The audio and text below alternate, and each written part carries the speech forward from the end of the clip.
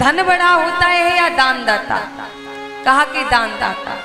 तो कहा भी आपने मेरे धन को नापा है, दानदाता भी शेष है, आप इस दानदाता की पीठ पर अपना तीसरा पग रख लीजिए।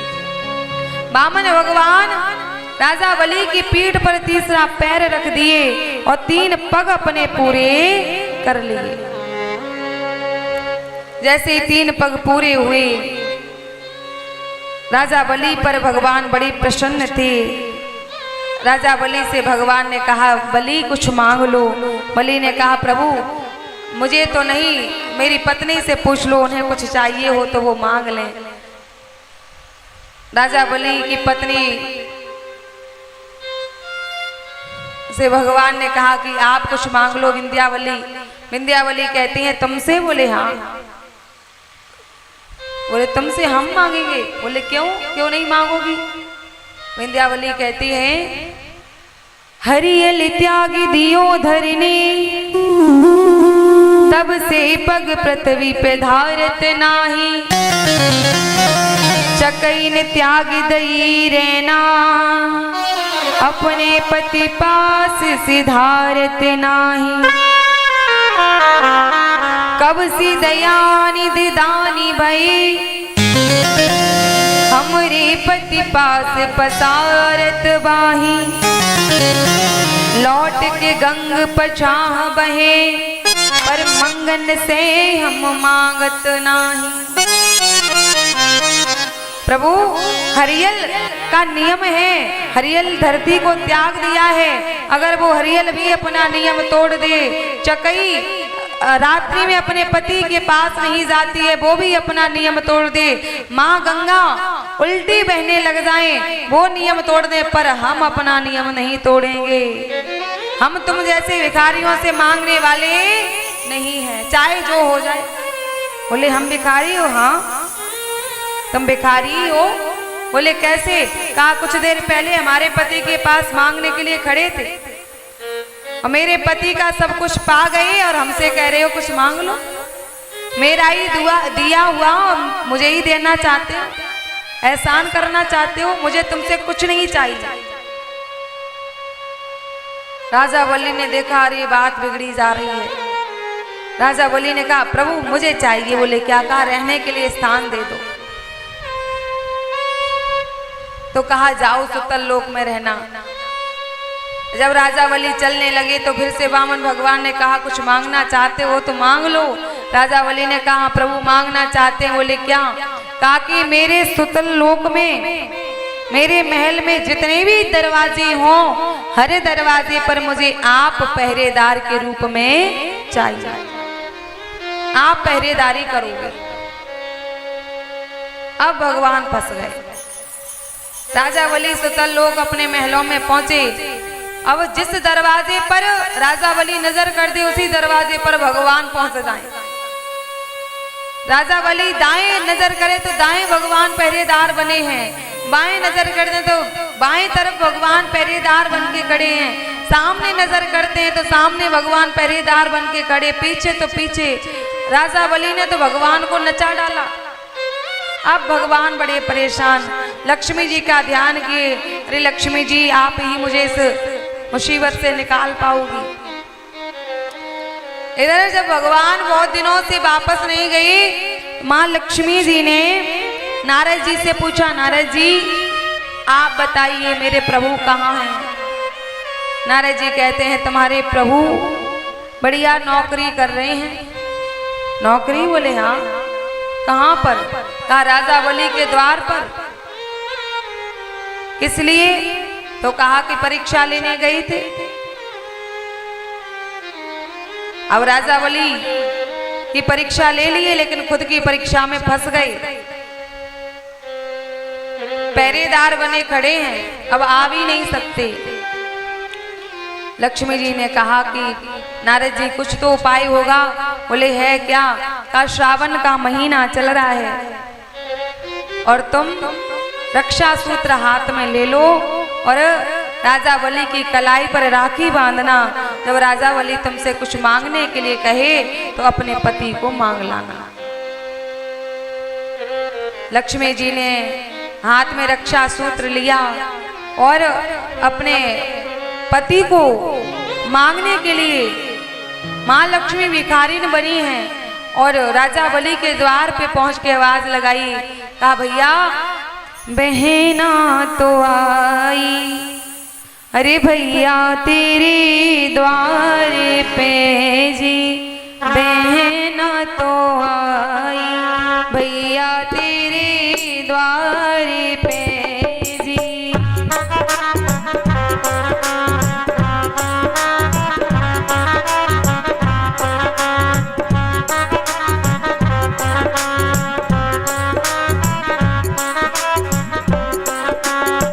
मेरे भैया आगे को, ओहो भैया आगे को बढ़ाओ ने हाथ, बहना तो आई, वीरन तेरे द्वार पे जी।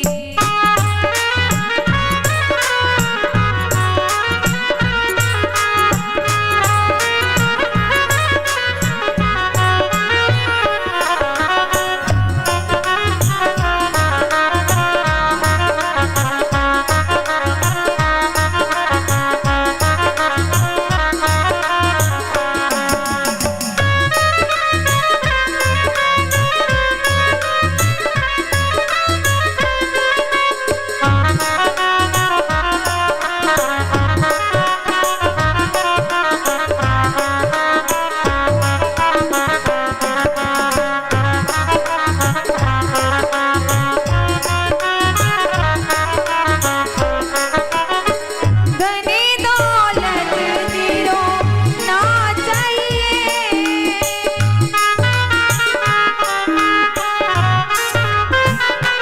मेरे भैया आगे को बढ़िए।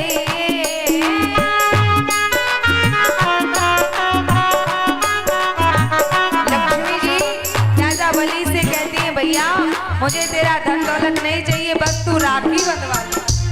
राजा बलि हाथ आगे कर दिए और राजा बलि ने कहा बहन कुछ मांग लो। तो लक्ष्मी जी कहती है, भैया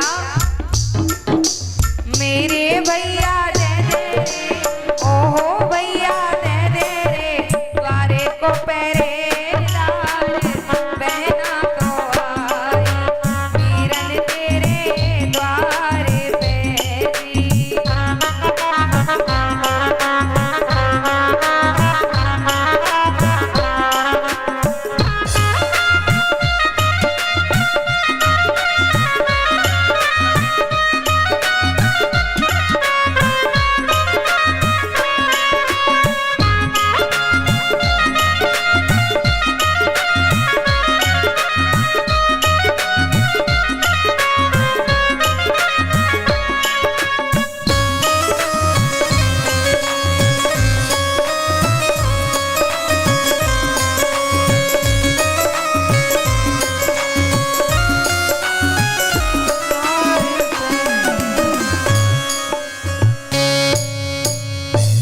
लक्ष्मी जी ने राजा बलि की कलाई में राखी बांधी।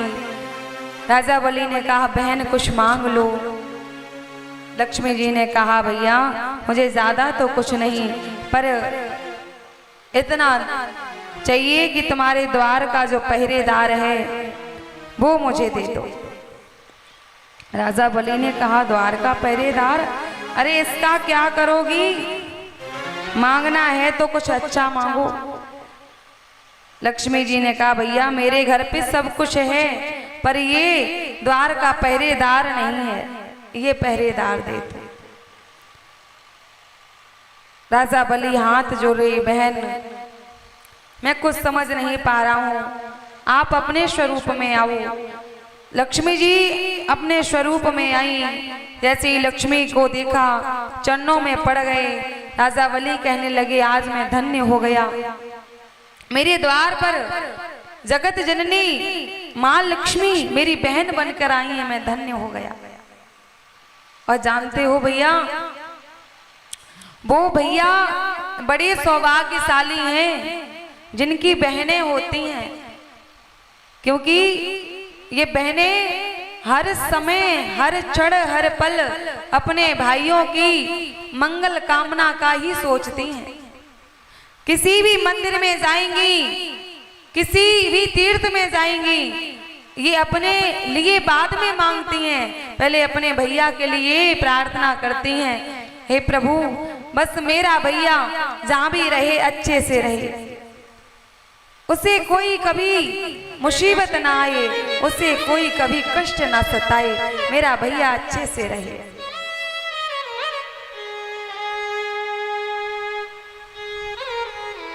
ये बहनें जब राखी बांधने आती हैं ना, ये कुछ मांगने नहीं आती। ये जो रक्षा सूत्र लेके आती हैं, ये कुछ मांगने के लिए नहीं कि तुम मुझे पैसे दे दो या साड़ी दे दो, ये इसलिए नहीं आती हैं। ये तो अपने भाई की लंबी आयु के लिए, दीर्घ आयु के लिए ये रक्षा सूत्र लेकर के अपनी ससुराल से मायके के लिए आते हैं। और मैंने कितने भाइयों को देखा है, बहन घर में आएगी तो फिर मुंह बना लेते हैं, वो भी उनकी पत्नी भी। भांजा भांजी घर में आ गए, मुंह बन गया। वो मामा मामी बड़े सौभाग्यशाली हैं जिनके घर में भांजा और भांजी का आगमन होता है। और जो मामा मामी अपने भांजा भांजी को भोजन कराते हैं, उनकी सेवा करते हैं, उन्हें प्रसन्न करते हैं, तो जानते हो उन मामा मामी को हजारों तीर्थों का फल एक साथ मिलता है। इसलिए घर में भांजा भांजी आया करें तो बुरा मुंह मत बनाया करो, ये बहनें आया करें तो बुरा मुंह मत बनाया करो, ये तुम्हारी ही मंगल कामना के लिए आती हैं। इन्हें कुछ नहीं चाहिए होता है आपसे। प्यारे, लक्ष्मी जी से राजा बलि ने कहा, बहन तुमने ये रक्षा सूत्र मेरे हाथ पर बांधा है, अब ऐसी कृपा करो कि ये दिन अमर हो जाए। तो वो दिन आज भी अमर है। माता लक्ष्मी ने राजा बलि की कलाई पर श्रावण के महीने में जो राखी बांधी थी, वो दिन आज भी अमर है। आज भी श्रावण के महीने में बहनें अपने भाई के घर राखी बांधने जाती हैं। देखो, श्रावण में बहन को भाई के घर जाना चाहिए राखी बांधने के लिए, और कार्तिक में भाई दूज के दिन भाई को आना चाहिए बहन के घर, तभी बात बनेगी। बहनें ही भागती रहें, दौड़ती रहें, भाई को टाइम ही नहीं मिलता है। रिश्ते दोनों तरफ से चलाए जाते हैं। अगर एक तरफ से रिश्ता चलाया जाएगा तो वो ज्यादा दिन तक चल नहीं पाएगा।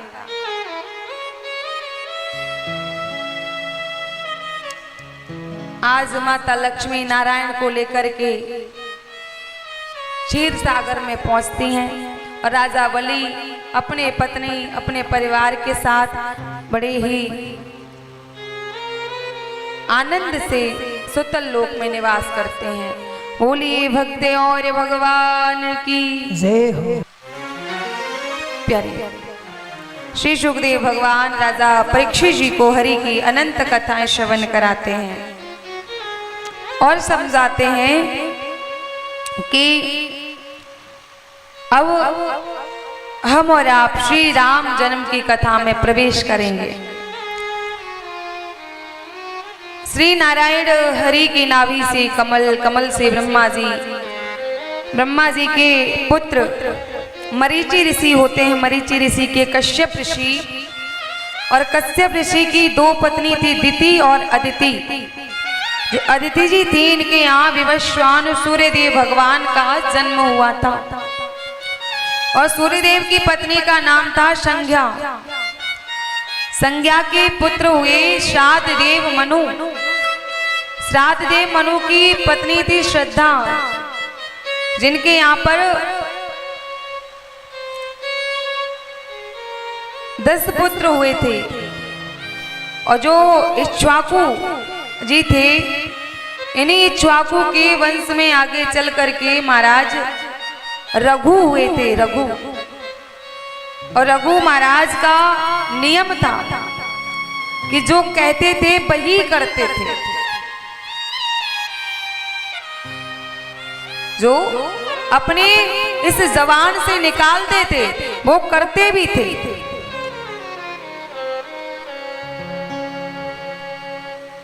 इसलिए कहते हैं भैया, रामचरितमानस में चौपाई आती है कि रघुकुल रीत सदा चल आई, प्राण जाए पर वचन न जाई। रघुकुल रीत सदा चले आई, प्राण जाए पर वचन न जाई। भले प्राण चले जाए, जान चली जाए, पर वचन नहीं जा सकता था। जानते हो, अगर किसी को वचन दे दो, किसी से कोई वादा कर दो और फिर तुम उस वादे को तोड़ दो, उस वचन को पूरा ना करो, तो फिर विष्ठा खाने के समान हो जाता है। इसलिए या तो वचन दो मत, जब वचन आप पूरा नहीं कर सकते हो तो फिर वचन देना नहीं चाहिए। वादा निभा नहीं सकते हो तो वादा करना भी नहीं चाहिए। झूठ बोलना विष्ठा खाने के समान होता है, इसलिए कभी भी झूठ नहीं बोलना चाहिए। इन्हीं रघु महाराज के वंश में महाराज अज होते हैं और अज महाराज के राजा दशरथ जी होते हैं, जो राजा दशरथ अवध नगरी के राजा थे।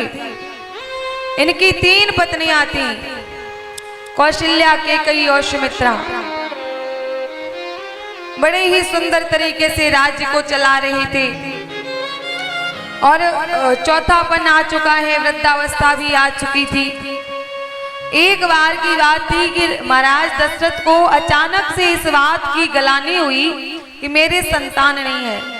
दशरथ की कोई संतान नहीं थी, तो उनको गलानी होती है कि मेरे संतान नहीं है। बाबा तुलसीदास जी लिख रहे हैं, ओ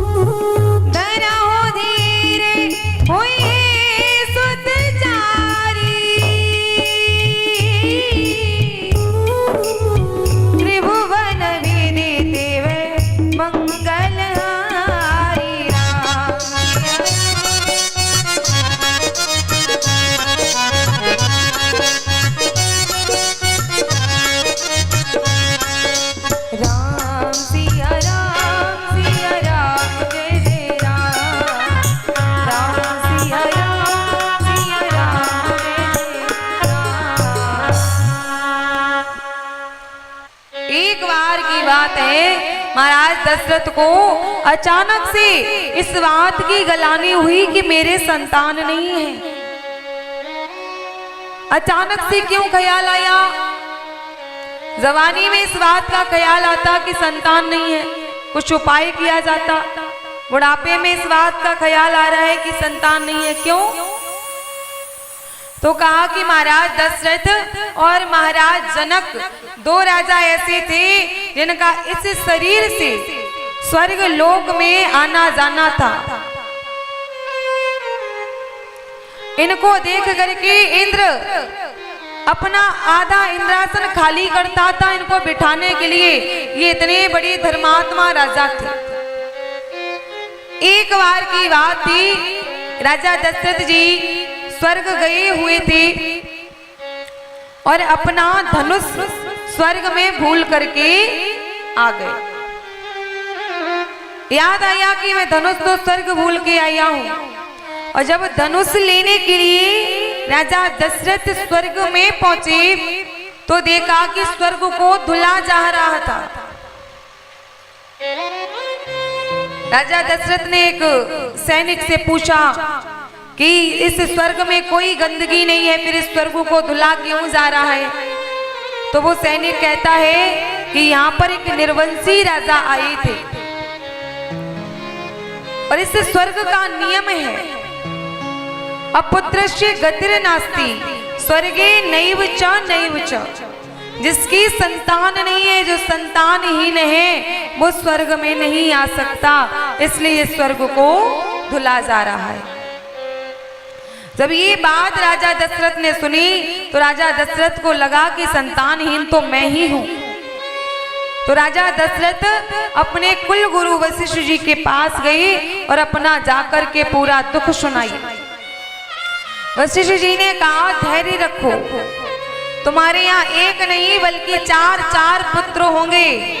वो पुत्र कैसे होंगे? त्रिभुवन विदित होंगे, तीनों लोकों में उनका नाम होगा। धैर्य रखो। बोले होंगे कब? कहा कि तुम्हें पुत्रेष्टि यज्ञ कराना पड़ेगा। पुत्रेष्टि यज्ञ की तैयारियां कराई गई और यज्ञाचार्य पद पर श्रृंगी ऋषि को बुलाया गया। बाबा तुलसीदास जी लिख रहे हैं, श्रृंगी ऋषि वशिष्ठ बुलावा, पुत्र हेतु शुभ यज्ञ करावा।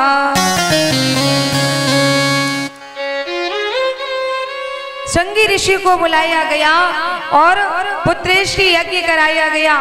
राजा दशरथ ने बड़े ही भक्ति भाव से यज्ञ में आहुतियां लगाना प्रारंभ किया। जैसे ही आहुतियां लगाना प्रारंभ किए तो प्यारे भक्ति सहित मुनि आहुति दीने, तो प्रगटे अग्नि चरु कर लीने। जैसे ही भक्ति भाव से आहुतियां दी, वैसे ही अग्निदेव भगवान उस अग्नि कुंड से प्रकट हुए। हाथ में एक पात्र था, जिस पात्र में खीर थी, और वो पात्र राजा दशरथ के हाथ में दिया। कहा, राजा दशरथ, आप इस खीर को अपनी तीनों रानियों में वितरण कर दो।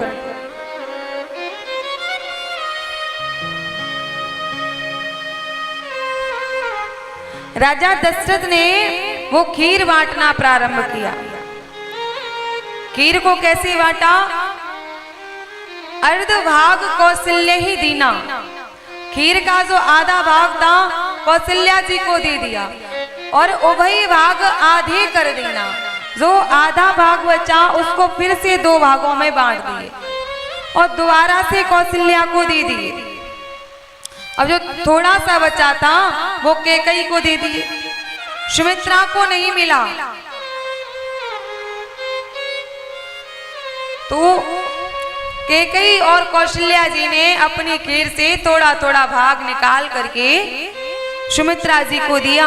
सुमित्रा जी ने उस खीर को पाया और कहा कि सखी, अगर हमारे यहाँ पर दो पुत्र होंगे, एक पुत्र तुम्हारी पुत्र की सेवा में रहेगा कौशल्या जी, और दूसरा पुत्र हमारा कैकेयी के पुत्र की सेवा में रहेगा।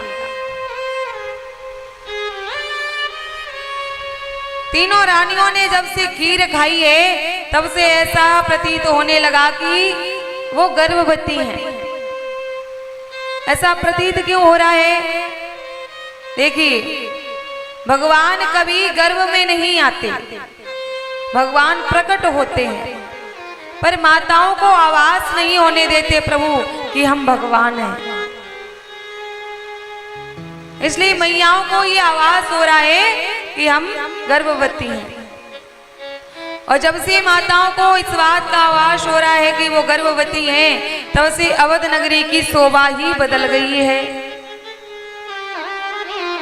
हर तरफ हरियाली ही हरियाली उमड़ रही है, बगीचों में फूल खिल रहे हैं, मंदिरों में सुगंध आ रही है, गाय बछड़े उछल रहे हैं, चारों तरफ खुशी का माहौल है। और धीरे धीरे करके 9 मास व्यतीत हुए। कौशल्या जी के कक्ष में भगवान श्री नारायण हरि चतुर्भुज रूप लेकर के प्रकट हुए। बोलिए चतुर्भुज नारायण भगवान की जय हो। और कौशल्या जी से भगवान नारायण कहते हैं कि कौशल्या जी, आप याद करिए, जब आप शत्रुपा जी थी और दशरथ जी मनु महाराज, तो आप दोनों ने मेरी तपस्या की थी। और आप के सामने जब मैं प्रकट हुआ था तो आपने कहा था कि प्रभु, मैंने जब आपसे कहा कि आप कुछ वरदान मांगिए, तो आपने कहा कि प्रभु, चाहूं तुम्हारे समान सुत, मैं तुम्हारे जैसा पुत्र चाहती हूँ। तो मैंने कहा था, एको हम द्वितीय नास्ति, मेरे जैसा दूसरा नहीं है, इसलिए समय आने पर मैं तुम्हारे यहाँ पुत्र बन करके आऊंगा। अब वो समय आ गया, मैं तुम्हारे यहाँ पुत्र बन कर आया हूँ। कौशल्या जी ने कहा, इस रूप में? अरे प्रभु, मैंने पुत्र मांगा था, छोटा सा बालक मांगा था, जिसे मैं अपनी गोद में ले सकती, जिसे मैं लाड़ दुलार कर सकती, मैं जिसे मातृत्व प्रेम कर सकती। मैंने ऐसा बेटा मांगा था, 4 भुजा वाला नहीं। प्रभु, आ ही रहे हो तो फिर छोटा सा रूप लेकर के मेरी गोद में एक नन्हा शिशु बन करके पधारो। जैसे इतना कहा तो कौशल्या जी की गोद में श्री चतुर्भुज नारायण भगवान बाल रूप में प्रकट हुए। बोलिए राम लला सरकार की जय हो। और समय कौन सा है? बाबा तुलसीदास लिख रहे हैं, हो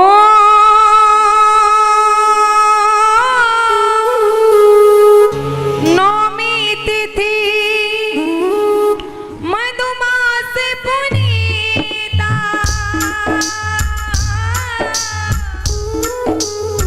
शुक्ल पक्ष अविदित हरि प्रीता।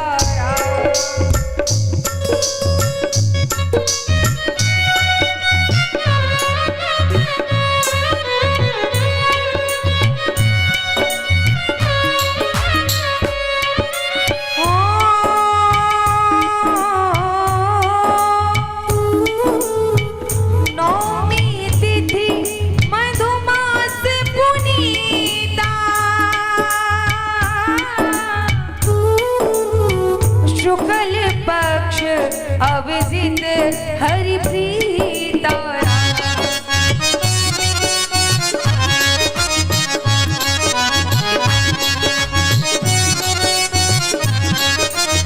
और आप सब ऐसे हाथ बांध कर मत बैठो। रामचरितमानस की एक एक चौपाई महामंत्र है, इसलिए आप सब पीछे राम राम तो कहते रहो। ताली बजाते हुए राम राम का उच्चारण करते रहिएगा। हो